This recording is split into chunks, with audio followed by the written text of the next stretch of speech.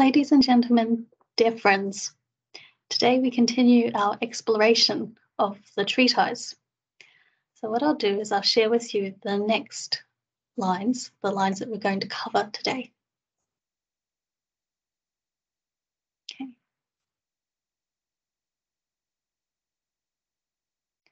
States, any person with misdeeds will have their life shortened by 12-year units for major offences and 100-day units for minor offences.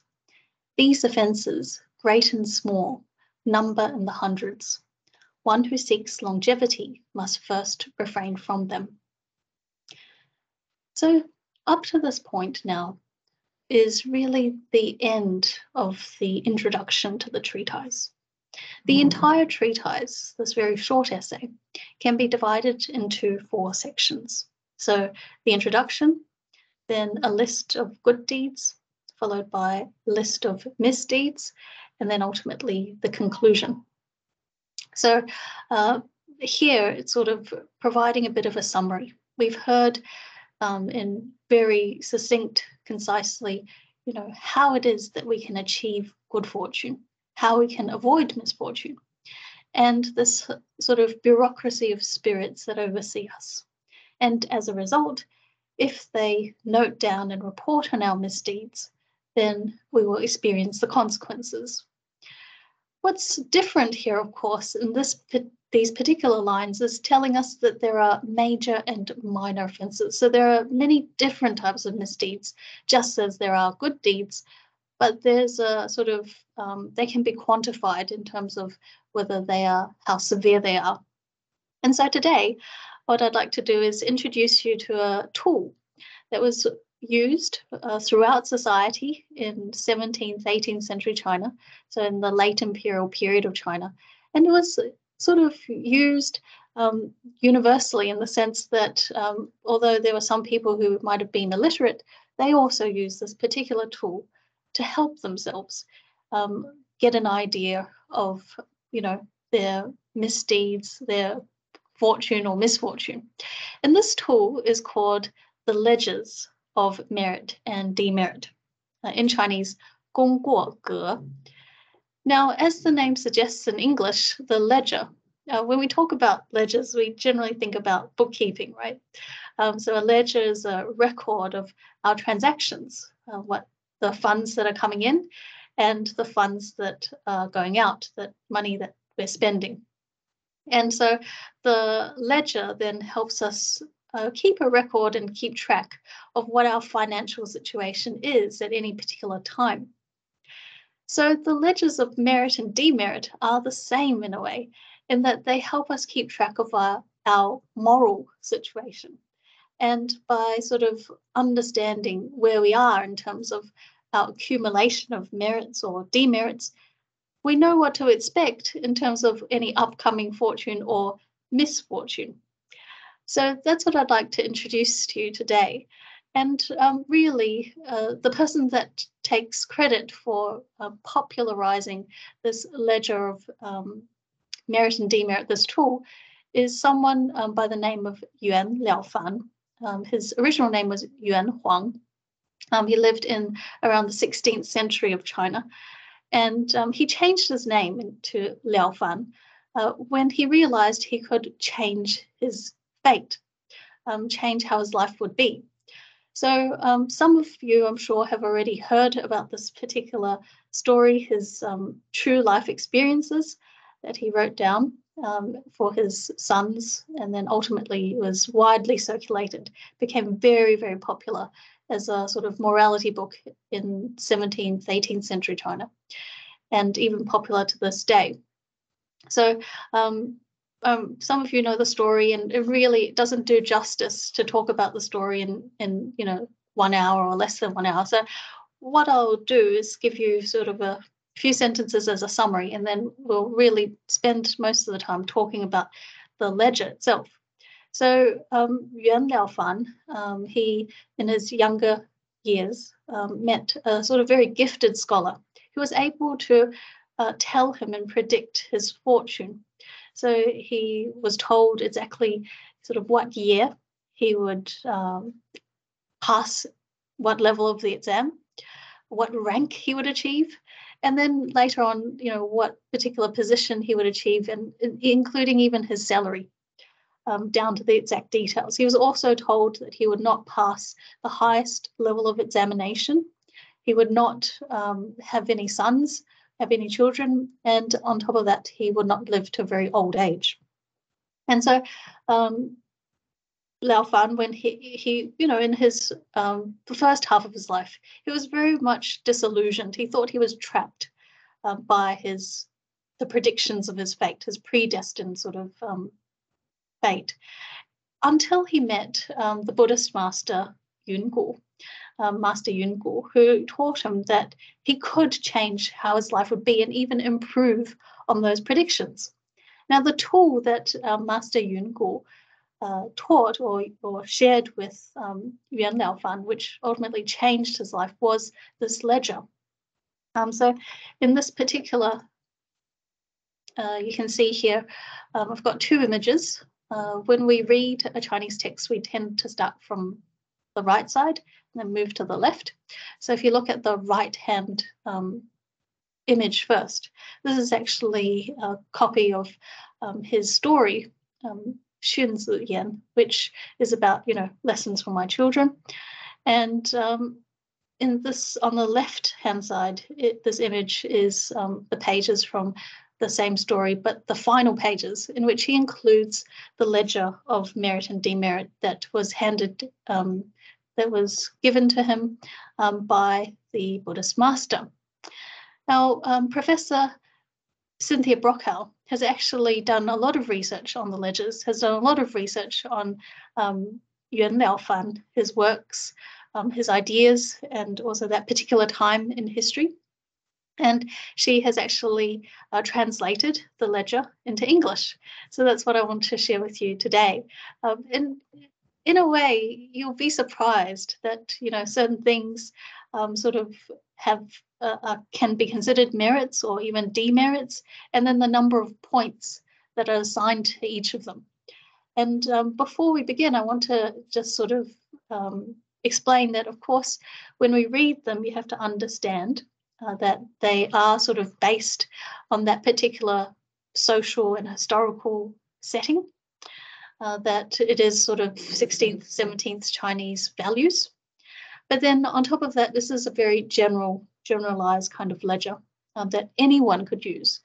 There are also different ledgers that Yuan Laofan actually compiled, ledgers specifically to do with our relationships, so how we deal with or how we treat our parents, ledgers in relation to how we might cultivate ourselves. But this one that Master Yungu gave him is actually quite general. So anyone could sort of pick it up and use it, and it's quite useful. So let's take a look at that now. Think about, the major and the minor offenses. So it's all in English. I haven't included the Chinese here. So first of all, let's look at the merits, and starting from sort of what's the biggest merits, gives you 100 points. Obviously, the first condition is if you received a bribe, you cannot count it as a merit. You've already been rewarded in some way, and your intentions were not pure and sincere. So it cannot be counted as a merit. Okay, so keep that in mind. So 3 top merits gives you the most number of points. Let's say first, saving someone's life. So that's easy to understand. Second is preserving a woman's integrity. And then the third, preventing someone from sort of infanticide, killing their child, whether they're born or unborn. And this was, again, that idea of preserving life, saving life. Now, on the flip side, if we think about the demerits, what would count for 100 demerits would then be causing a person to die, making a woman lose their integrity, and then ultimately urging someone to commit infanticide or abortion. So you can see it's quite easy to understand that a person doesn't have to have a very high level of education to be able to read this or understand this, and then be able to count whether or not they've done this and sort of tally up the points. And, the merits and the demerits sort of reflect each other in a way.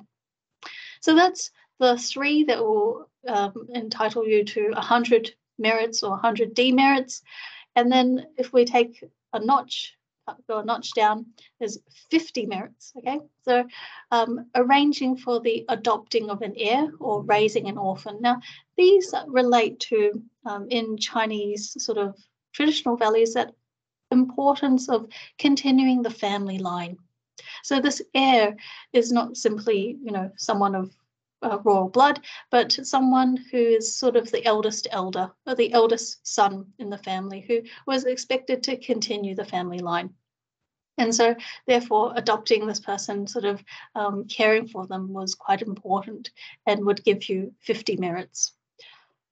Burying someone who has no one to care for their remains, preventing a person from becoming homeless.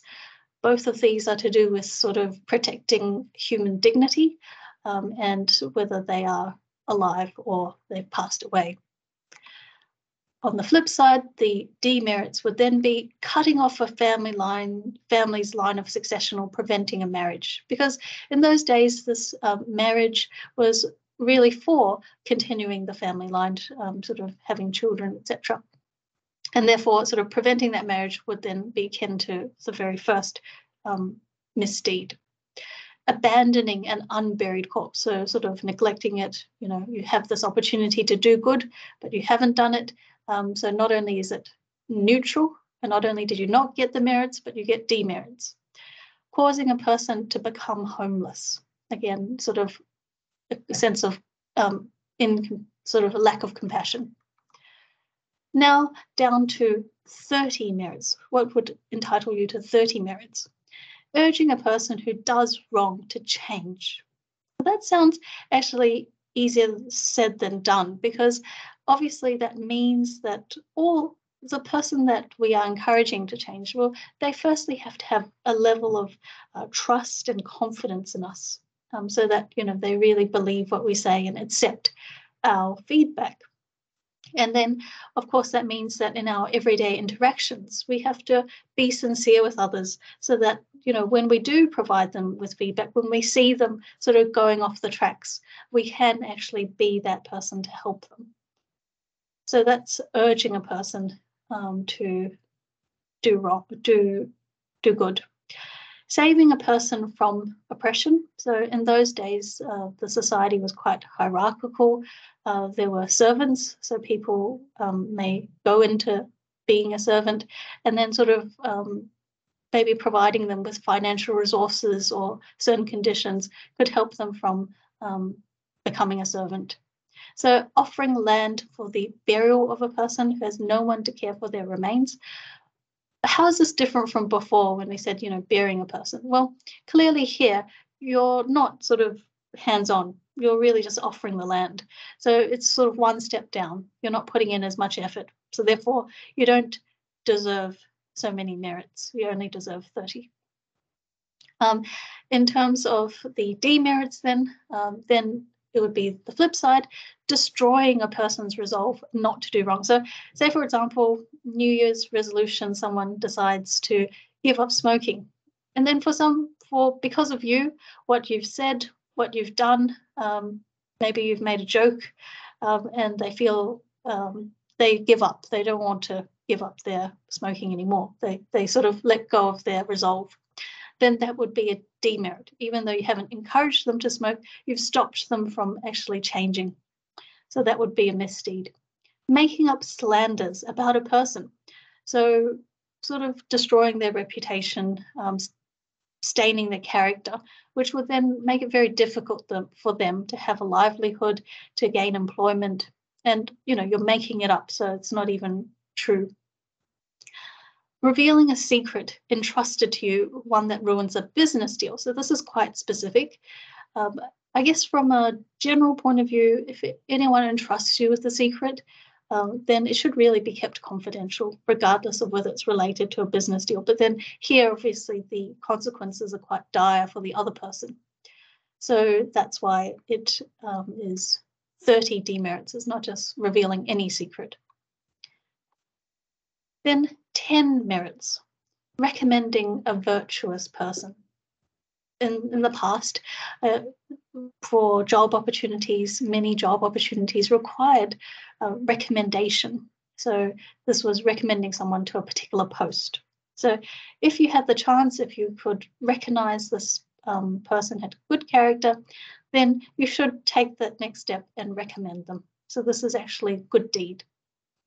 Because, of course, if someone is virtuous, then they are not only able to help the government, to benefit, if it's not the government, benefit the organization, but also benefit the community. So your good deeds are doubled in a way, because in the sense they are actually, because of you, they're able to help so many other people. Removing a cause of harm to the people. So you can see here clearly that you're not just, it's not just helping one individual, you're helping the community. So it could be from, some sort of legal clause, or it could be something that's, physical as well. Compiling a text that will aid the community. Now, this might be related to, how to bring about order. It doesn't necessarily have to be a moral text, but it's something that helps a large number of people. So that's why 10 merits. And using your skill to cure a serious illness. So obviously, if you had some medical training, then you'd be able to help. And this is sort of akin to saving someone's life, because it is a serious illness and you're alleviating their suffering. So this is 10 merits. And then on the other hand, the misdeeds would be ostracizing a virtuous person. Now, note here, of course, that most of these sort of misdeeds or deeds are related to our actions or our words, right? But actually, underlying all of this are our thoughts. And that's probably the main thing to take away. So why is it that we would ostracize a virtuous person? Well, it may be because we feel a sense of jealousy. We might feel threatened that if we don't sort of out them, criticize them, then they will take our place and we may not have a job. Something like that, you feel that your interests are threatened by this person. And so regardless of how they might be able to contribute to the community, contribute to the organization or government, you still do not support them. So you're not recommending them, you're actually ostracizing them. That is a misdeed. And, the other thing is, well, you recommend someone who's not really suited for the job, someone who's unvirtuous. Now, why would you do that? Again, if we sort of reflect on what might be the underlying intention here. Well, maybe because that person has promised that, when they get the job, they will benefit you in some way. So you can see here that the two sort of intentions are the same, that you're only thinking about yourself, your self-benefit, as opposed to the greater good, what the right person for the job can do to help the community, help the organization. And then third, again, this idea of having the woman and her integrity is very important, because in those days, marriage, matrimony was a sacred institution, and the idea of a woman's integrity was also highly valued. And then the final one here, keeping a lethal weapon, because obviously that would be a cause for someone, being killed or a creature being killed in the future. So hence a sort of counts as 10 demerits. Now we're down to 5 merits. Urging the cessation of a court case. In traditional times, sort of litigation, going to court was actually quite frowned upon, because it meant that, you were not able to resolve the case in a more harmonious method. And, going to court would not only waste everyone's time, the two parties, the judges, etc., but also on top of that, it wastes money, and it sort of ensures that everyone in the public, knows about your dispute. It's not a very discreet way of handling matters, and therefore the this idea of urging the cessation of a court case is to say that, well, maybe there's a better way of doing it. Maybe there's mediation. Maybe there's a more, as I said, harmonious way of resolving this, in which both sides can, there's a win-win situation. Whereas in court, both sides lose out in terms of time, money, etc. So that's why this idea of not litigating. Transmitting to a person a method for improving their life, compiling a book that teaches people how to preserve or improve their lives. So these two sort of good deeds relate to helping individuals. That's different from before, when we said, compiling a text that would help the masses, help the people. This is more on an individual basis. The second one is sort of transmitting teaching, could be verbally through one's actions. And then the second one is, well, if you don't have students, what do? Compile a book so that, other people, more people are able to know about it. So both are related to the same idea. Using your skill to cure a mild illness. Even though it's mild and it's not life-threatening, it means, of course, that, you develop and nurture that compassion within you, always sort of thinking about how you can alleviate the suffering of others. On the other hand, in terms of misdeeds, then it would be urging someone to start litigation, unjustly allowing someone to be accused and then thought a criminal, creating slander, harming a person through slander. So all of the three here, the second, third, and fourth misdeeds, the demerits here, are related to sort of spreading slander, accusing someone falsely of something, and therefore staining their reputation, their character. Then next is destroying a text that would improve morals. So it could be sort of damaging the text itself, or in some way destroying it in the sense of even sort of criticizing it, slandering this particular text that might help others. Or even worse, compiling a book or text or work. These days it's not just text, it could be some sort of media, injurious to the people. So you're not only not helping people improve, you're actually encouraging them to do wrong. And that in itself is a misdeed, obviously. Refusing to aid a sick person who needs relief. So again, the flip side is, you're not being compassionate. Continuing 5 merits is on the side of the good deeds, is saving the life of a creature capable of repaying human kindness. So these were creatures, you could say, that lived with humans, that, livestock, it could be cattle, horses that could help out in the farm, dogs, etc. And so therefore they were considered that, saving their life would then go on to help others as well. So hence 5 merits. And 5 demerits would then be killing that animal, or even blocking a road or a bridge, preventing a ferry from passing. All of these relate to commuting, right? So preventing the good flow of traffic and transport. And why is that wrong? Well, obviously people need to go about their daily lives to fulfill their responsibilities, or even to go and do good deeds. So you're sort of you're not helping them, but you're actually hindering them from going about their work. So this would be hence 5 demerits.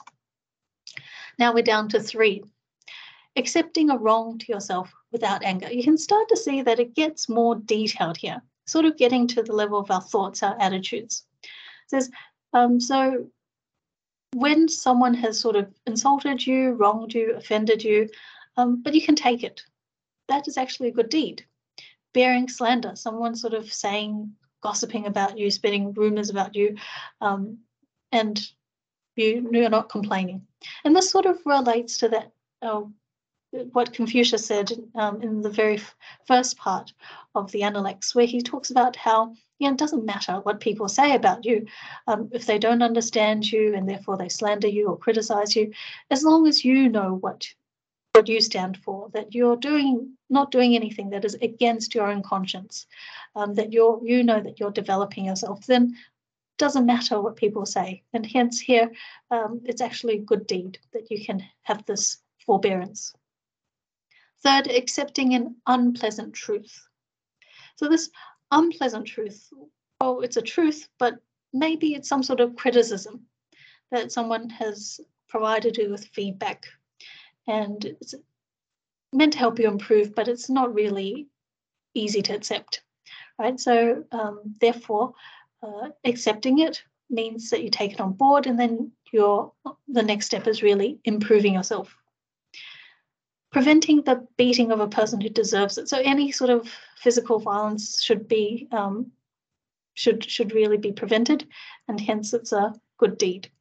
Saving the life of a creature that does not have the power to repay human kindness. So things like so creatures like birds, for example, just one example, but really this idea of saving life is very important. You can see throughout the different good deeds, from saving humans, saving living creatures, animals that have part of the life or part of human life, or animals that aren't even part of the human our lives. And then the flip side to that would be demerits, right? So getting angry when you hear an unpleasant truth, it means you're not ready to accept any criticism. If you reverse the order, which means that you are disrespectful to those who are more senior than you, more older than you, then this is this idea of reversing the order. Harming someone when you're drunk. So being drunk is no excuse that you have to still not, protect life and don't hurt others. Creating discord by telling lies. Obviously, this is a verbal misconduct. Interestingly, wearing clothes inappropriate for your position. When I think about this, obviously, a very easy example is when you're in the workplace, right? And, you can't really turn up to work. If you're a professional, you can't turn up to work in shorts and T-shirt because that would be disrespectful to everyone in your workplace, but also to your customers, your clients, if you're in a hospital, your patients. So hence, wearing clothes needs to be appropriate.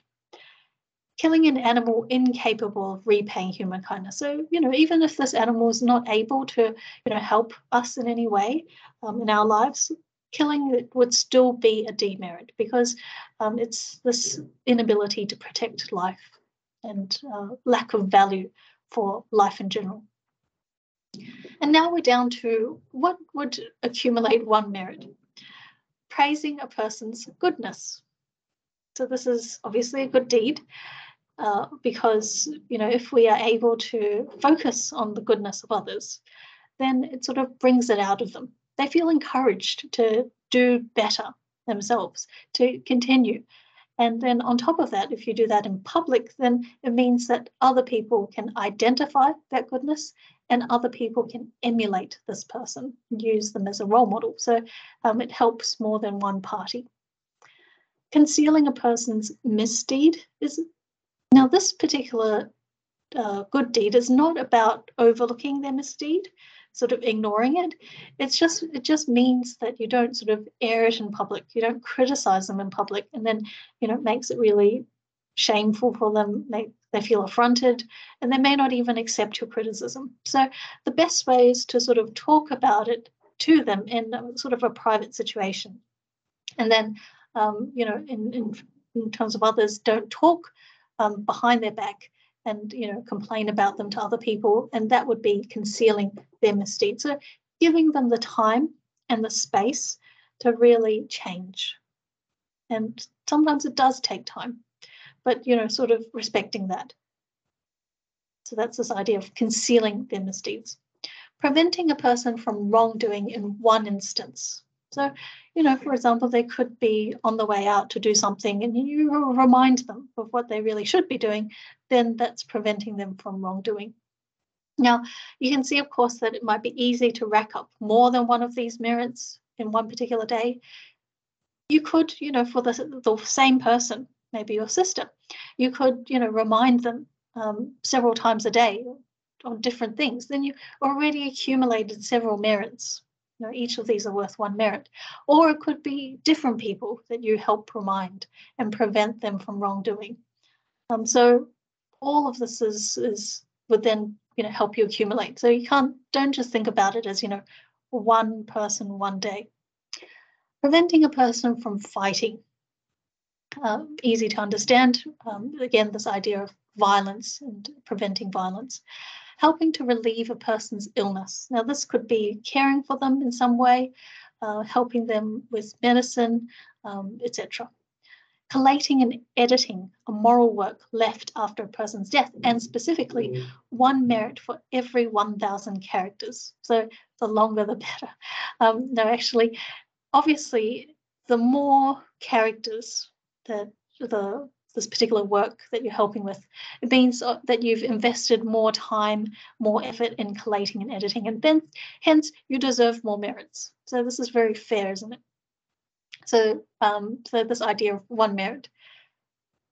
And then the demerits would then be concealing a person's merit. So you're not encouraging them, you're not helping others understand and encouraging others, revealing a person's misdeeds, encouraging someone to fight, encouraging them to do wrong in one instance, doing nothing to stop a thief in the act. Now, when I was reading this, I was thinking to myself, what about people who don't have physical strength or skills, martial arts, to stop the thief? And actually, in some ways, that's not the only thing you can do. Maybe you could call security, you could call the police, let other people know, and that there is theft. So, just don't not do anything. Do you know what I mean? So it would be, taking steps to alert others as well. And if you don't do that, then that is a misdeed. Taking insignificant things from a person without asking permission. So, you think it's just a pen, it's just a piece of paper. It's insignificant, right? But you still need to ask for permission. Now, why? Because actually this is about respecting someone else's property. And, having and sort of developing that heart of giving as opposed to developing the habit of being stingy and taking things from others, taking advantage of others, even small things. So once you start this habit of, taking advantage of even small things, and sort of taking insignificant things without asking for permission, sort of one thing leads to another. And it's sort of a slippery slope. So therefore, if you've done that, then and you're aware of it, count it as a demerit, and that will help you change. So you can see that these are quite specific. Continuing down the 1 demerit, there's quite a few. Refusing an invitation to a feast or a drinking party. Now, if it's a wedding party, sort of graduation party, then there's a reason, there's a meaning to the particular gathering, then that's fine. But I guess what it's trying to get at here is to say, well, if there's no other reason, then it sort of wastes your time, but also there's opportunity for you to be intoxicated, which would then lead to further misdeeds. And hence, it's a good deed then to refuse. Rescuing a person from hunger, giving shelter for the night. So both of these relate to, ensuring that the basic necessities of others are being met, and that sort of general care and compassion for others. Persuading a person verbally to follow the way of virtue. So it could be encouraging them to do the right thing, really. When your affairs are successful financially, then extending the profit to another. So ensuring that, people who've contributed, who also deserve credit, are compensated. And also, I guess, not sort of being miserly, but making sure that you then contribute these funds back to the community as well. So extending the profit to others. Helping a person or animal to rest when they are weary from labour. Now, this is important if you are some sort of a manager, a boss, a leader in some way, because, this really helps develop your that mind of empathy, that value of empathy, where you are able to understand that, it's not just about your agenda. It's about sort of caring for the human resources, caring for someone else's health and, how they're feeling at any particular moment. Is it not just physical labor as well? I guess it would also involve mental labor, ensuring that they have breaks, holidays, etc. Burying a bird or animal that has died. So earlier we heard about burying humans, human remains. Here it's burying animals as well. So it counts as a good deed. Saving the life of even a small insect, even an ant, even a mosquito. People are always bothered by mosquitoes, obviously, but maybe it's just a matter of letting them out of your house, catching them and letting them out of your house, as opposed to killing them. From the misdeeds or demerits point of view, cheating someone, even if you think that they don't know, they're ignorant anyway. Breaking a promise, neglecting your manners. Now, this could potentially lead to many demerits within one day. So this is where we have to be skilled up and educate ourselves about what are manners. What are the manners that I should accord with in this particular time, in this particular place, the customs of this particular country. And if you neglect them, then you could be offending people, many people, throughout the whole day and not even knowing, and sort of racking up demerits. So this is something that, deserves more discussion and requires us to really skill up. Neglecting to comfort a person who's in grief is sort of lack of empathy again. Refusing to allow your servants or animals to rest when they're tired. So servants in today's world would be subordinates. Again, you're just thinking about your own agenda. You only think about your own selfish interests. There's a deadline. Everyone has to get there. We have to meet that deadline regardless. No sleep, etc. So obviously, that's not going to be long-lasting or sustainable. So therefore, you need to develop that sense of empathy. And then killing a small and insignificant insect is the flip side of saving the life of that insect.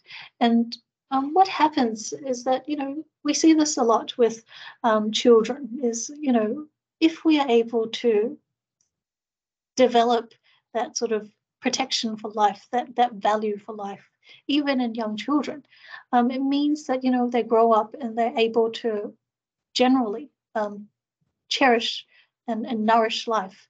If, on the other hand, they think that killing an ant or some sort of insect is fine, then they develop an insensitivity to life, to the idea and the value of life. And then, one thing leads to another. So even small and insignificant insects, as you can see here, also count on this tally. Now, when we think about good deeds, most people will think about donating money, right? And so therefore, that's the last section in this ledger. But notice it is the last section. It's not the first section, and nor does it talk about 100 merits or anything. It's very much sort of, you have money, therefore you should be contributing, but that's not the most important good deed. The most important good deed is sort of nurturing and developing that heart of compassion, of thinking about others, of caring for others, etc. So that's more important. And therefore, this is sort of the last section. Now, it's one merit, but again, depends on how much money you've donated or spent. So here, 100 cash. Now, the currency in those days versus the currency today, it's hard to sort of think about the equivalence, but you sort of get the idea that it's quantified based on how much you spend. First of all, repairing roads, bridges, and ferries, so ensuring smooth commuting for everyone. Everyone can get where they need to go. Channeling canals, digging wells, ensuring that people have safe water supply. Repairing sacred images and altars and giving food as sacrifices to the gods. Now, notice that it doesn't talk about which faith or tradition, because, if we live in most of us live in a very multicultural society, and there will be different faiths and traditions. In China, of course, at that time, you had the Confucian, Taoist, and Buddhist traditions, and all of them had their sort of sacred texts, sacred images, and statues, etc. And therefore, it's this idea of respecting all that others might deem sacred. Returning an article that someone had left behind. So it also notes that even if this particular property is less than, the value of it is less than 100 cash, let's say $100, then it still counts as one merit. And obviously, if the value of that particular property, the higher it is, then possibly the more merits you would get. If something was worth several thousand, tens of thousands, and you're able to return that article, well, the temptation for keeping it would be double, much more than something that was just worth $10. So therefore, there would be more merit. Releasing someone from debt, forgiving them for their debts, and then again, depending on how much that debt was, you would accumulate certain merits. Establishing granaries and keeping the price of grain steady. This is very important in times of warfare and conflict, disorder. There will be food supply problems, and therefore you'll find that in those days a lot of merchants would jack up the prices, increase the prices. Now, if you were a merchant, you were selling the grain, keeping the price of grain steady is actually a good deed because you're not profiting from the desperation of others. So that is in itself worthy. And then giving things like tea, medicine, clothing, etc. Is easy to understand. On the flip side, you gain 1 demerit for every 100 cash spent or gained when you waste food. Okay, so when we buy food, we don't consciously think about, I'm going to waste my food. But that's often what happens sometimes if we're not careful. So, if you go to a restaurant, you order 10 dishes when actually you only need, and you can probably only eat 4 dishes, then the rest of the 6 dishes are going to be wasted. So you can see that there would be demerits. That would be a misdeed, wasting good food that someone else could be used to feed other people. Using other people's money wastefully, so depending on how much you wasted, that would be the extent of your demerits. Destroying another's success, so spending money to bring them down, or if you've gained because of of their own collapse, then that is also a demerit. Ignoring the good of people in making a profit. So if you've made a profit and you've ignored people you've overlooked the credit of others, then that would be a demerit. However much you've gained is however many demerits you have. Neglecting to pay your debts, embezzling an inheritance, and extorting money with an excuse that you need it for public welfare. Now that's really fraud, isn't it? So, however much you've gained is actually however many misdeeds you've accumulated. So this is the each misdeed and each good deed here is actually quite specific and detailed, and therefore they can sort of assign certain points to them. So it's quite interesting. And then at the end, Yuan Liaofan has also includes this particular chart, which is a tally, right? It's all in Chinese, but basically on the right-hand side, again, reading from the right to the left, you have to first complete or write down the year, the month, so, write your date, basically. And then on the top here are the days of the month from the 1st to the 15th. And then Gong refers to your merits, so you list your merits, there's a space. Guo is your demerits, you list how many points you've accumulated, negative points. And then from here, 16th of the month to the 30th of the month, then sort of would be your entire lunar month. And then here in this column is the total merits, total demerits. Then if you take, you minus the demerits from the merits, well, what's your subtotal? Yeah, and then your total balance, you could say, across the number of months in the year. So if it's obviously October now, then what has been your count from January to October? And then you'll be very, very clear about whether you are in the red. Are you, should you be worried that there's some misfortune because of what you've been doing, the demerits that you've accumulated, or should you be sort of giving yourself a pat on the back because, you've accumulated quite a number of merits? So you can see here that, every day you're able to keep track, every month, and then, you are very clear about your moral situation. Now, this is the ledger that I've shared with you was the one that Yuan Liaofan used, right? And we heard, of course, that in his stories, he tells us about how, he makes a vow to complete 3,000, he makes a vow to complete, 10,000, etc. And, this is how he does it. So the number of merits and demerits, he'd be counting that up. We hear how his wife used a goose feather. She dipped it in ink, and every time she completed a good deed, she would make a circle. So you can see that you don't need to be a scholar, with someone with very high level of education to be able to use this tool. You just need to understand the general principle. And these days, of course, people have created ledgers based on the treatise, the text of the treatise. So this is one that can be easily found on the internet. And at the top here, of course, you write the date, you write the week of the month, and then your name.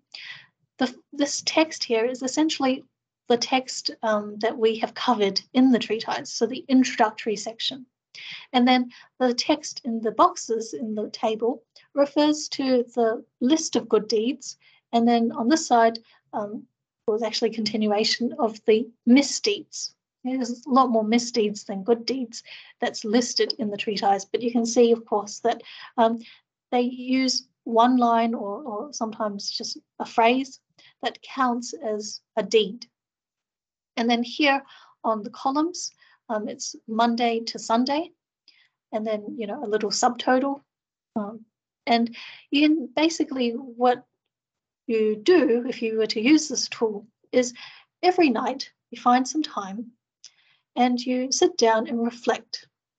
Okay, have I done this? Be honest with yourself. Yes, give yourself a tick.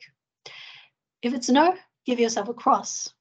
And then at the end of the week, you tally up how much you've done. Have you got 7 out of 7? Or is it just 1 out of 7 or 0 out of 7?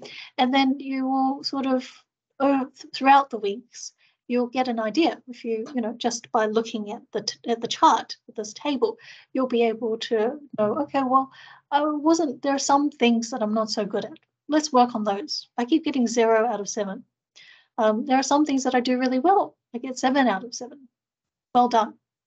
So it helps you keep an eye on sort of where you need to improve. And obviously this is in Chinese, but you can do this yourself by using the English translation to help you sort of to also create a table for yourself. It doesn't have to be like this. It could be several pages, but whatever it takes, it's the same kind of tool. But obviously this is much simpler because it doesn't have points. It doesn't quantify the different deeds. So interestingly, as it says here, when we talked about the deeds, yes, we saw that the ledgers, they help us quantify, but you can see, of course, that it relates to the past. There's nothing about the internet, social media on those good deeds or misdeeds. But what's probably more important for us is then to think about, okay, well, what's the underlying attitude here? What is this getting at? And the more we read these kinds of texts, whether it's the treatise, the ledgers, the deeds of Gwei, the guidelines, you start to get an idea of, what are the things that, I could be improving in my life. And that's really the first step, isn't it? understanding and identifying what could be wrong in my life. What are some faults? Because these days, of course, there's no sort of list that we have in any textbook. So we can use these more traditional guidelines, but sort of adapt it to modern day. And it gives us some ideas as to the kind of mind that we should be cultivating, a mind that's thinking of others. So it's easy to say that, we should think of others, but how? So you can say, okay, well, first I have to make sure that I have manners, and what kind of manners? So even that one deed, it can be expanded to the whole text of Di Zi Gui or the whole text of Changli Ju Yao, which is the essentials of daily etiquette. That's the very first step, is identifying that, your faults, being clear about them, before you can then make the next step, which is, well, let's change. As it says here, lots of offenses, great and small. And if you want to achieve good fortune, so in this case, longevity, then you have to refrain from them. So that's the next step, isn't it? Refraining. And that's much easier said than done. A lot of, let's admit it, most of the time, a lot of people know that what they're doing is wrong.